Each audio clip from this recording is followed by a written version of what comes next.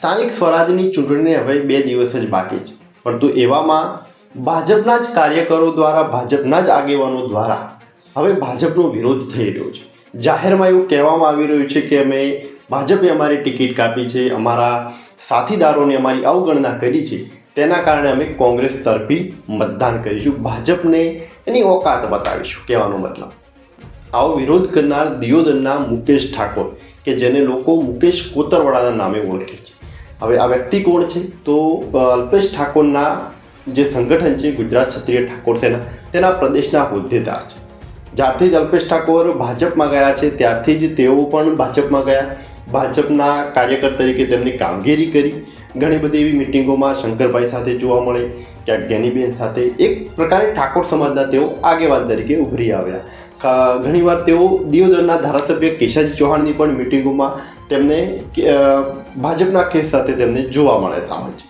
પરંતુ આ જે સ્થાનિક સ્વરાજની ચૂંટણીઓમાં એમની ક્યાંક અવગણના થઈ હોય, એમના સાથીદારોની અવગણના થઈ હોય, તેના પગલે હવે છેલ્લી ઘડીએ તેમને વિરોધનો એક સૂર ફૂંક્યો છે.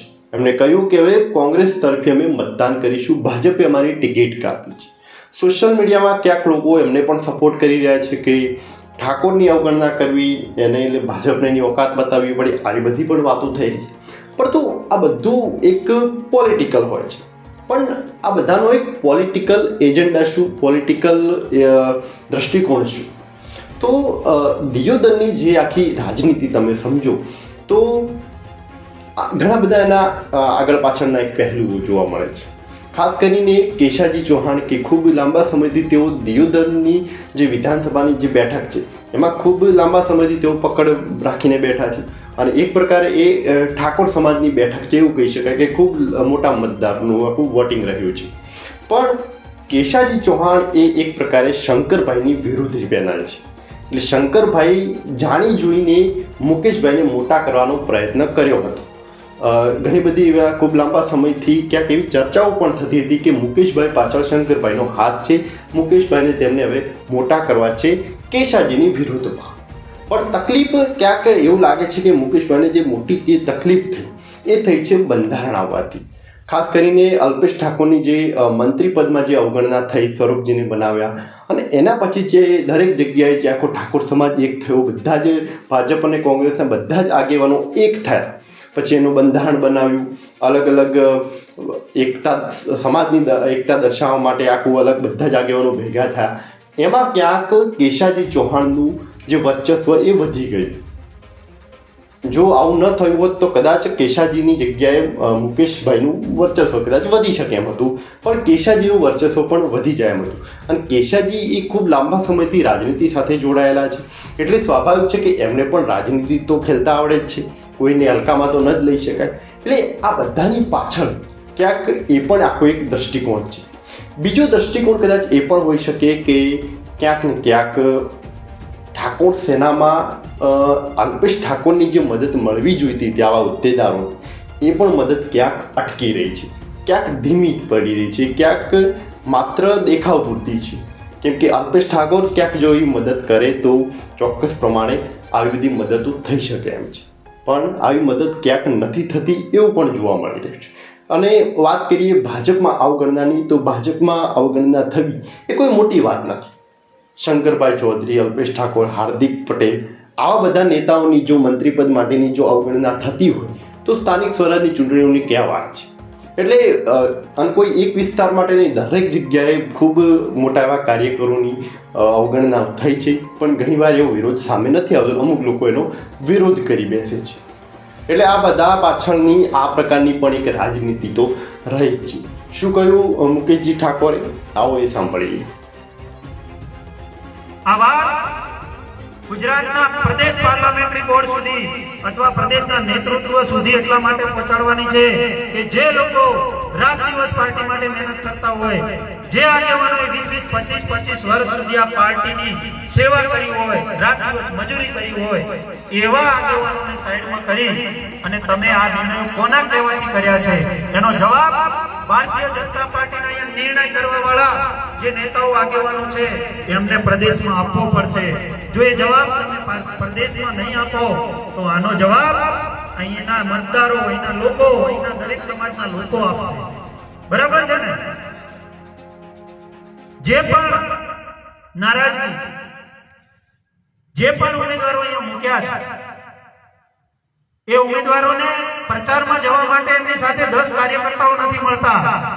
એનું એકમાત્ર કારણ હોય તો સંકલન કર્યા વગર જે લોકો વર્ષોથી લોકોની વચ્ચે હતા, લોકો જેમને ઉમેદવાર બનાવવા માંગતા હતા, લોકોએ જેની તરફેણમાં ભલામણ કરી, જે કાર્યકર્તાઓએ ભલામણ કરી, આગેવાનોએ ભલામણ કરી, એ આગેવાનોએ ભલામણ કરી એને સાઈડમાં રાખી, કાર્યકર્તાઓની વાતને સાઈડમાં રાખી, વિસ્તારના લોકોની વાતને સાઈડમાં રાખી અને લોકોનું કામ કરી શકે, લોકોને અડધી રાતે ઉપયોગી થઈ શકે, લોકોને મદદરૂપ થઈ શકે એવા ઉમેદવારોને સાઈડલાઈન કરવામાં આવ્યા. એમને બિલકુલ સાંભળવામાં ના આવ્યા અને સગા અને વાલાની નીતિ ભારતીય જનતા પાર્ટીના આગેવાનોએ જે અહીંયા નિર્ણય કર્યો એમણે અપનાવ્યો. દરેક વિસ્તારની અંદર જો તો કાં તો એમના સગા લડે છે, કાં તો એમના વાલા ઉમેદવાર લડે છે. લોકોએ જે માંગ્યા ઉમેદવાર ભારતીય જનતા પાર્ટીના અહીંયા નિર્ણય કરવા વાળા લોકોએ નથી મૂક્યા, એની આ નારાજગી છે. ક્યાંક એમના નજીકના માણસોને સાચવ્યા છે, તો ક્યાંક એમના સગાઓને સાચવ્યા છે, તો ક્યાંક એમના અંગત બે માણસોએ ફોન કરીને ભલામણ કરી એવા આગેવાનોને મૂક્યા છે ઉમેદવાર. એની આ ભારતીય જનતા પાર્ટીના કાર્યકર્તાઓની, આગેવાનોની નારાજગી. અને આ વાત ગામે ગામથી પહોંચી છે. તમે માહોલ જોયો હોય તો કોઈ પણ ગામની અંદર તાલુકા પંચાયતની બેઠક થાય, 50-100 થી વધારે માણસ ભેગા નથી થતા. 6000 નું મતદાન હોય તો 200-500 માણસ ભેગા ના થાય. એનું કારણ હોય તો એકમાત્ર નારાજગી. એક ગામની અંદર 50-50 ભારતીય જનતા પાર્ટીના આગેવાનો કામ કરતા હતા, એ આગેવાનો આજે ઘરે બેસી ગયા. એનું કારણ હોય તો એમની નારાજગી. બજારની અંદર વેપારીઓ નારાજ છે, ગામડાની અંદર ખેડૂતો નારાજ છે, આ વિસ્તારના તમામ સમાજના યુવાનો નારાજ છે.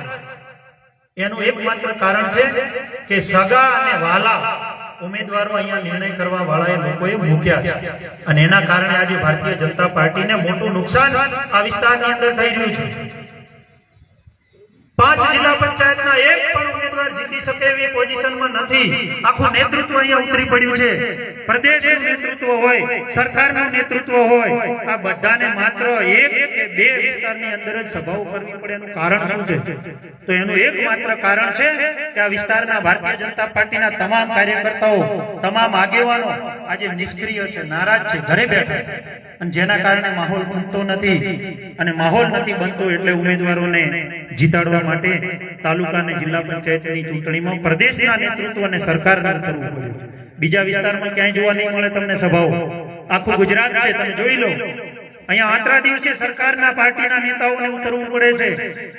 તો આટલું ટફ કેમ? એનું એકમાત્ર કારણ છે નિર્ણયો ખોટા થયા. અને અમારો વાંધો કોઈ પણ ઉમેદવારની સામે વ્યક્તિગત નથી. તમે જે કાર્યકર્તાઓએ વાત મૂકી છે, આ વિસ્તારના આગેવાનોએ વાત મૂકી છે, આ વિસ્તારના લોકોએ જે વાત મૂકી છે, ઠાકોર સમાજના એક એક વ્યક્તિએ જે અમારા સુધી વાત પહોંચાડી છે, આ વિસ્તારના અઢારે આંગણના ભારતીય જનતા પાર્ટીના કાર્યકર્તાઓની જે નારાજગી છે, એના કારણે અમારે આજે આ જાહેર મંચ પરથી બોલવું.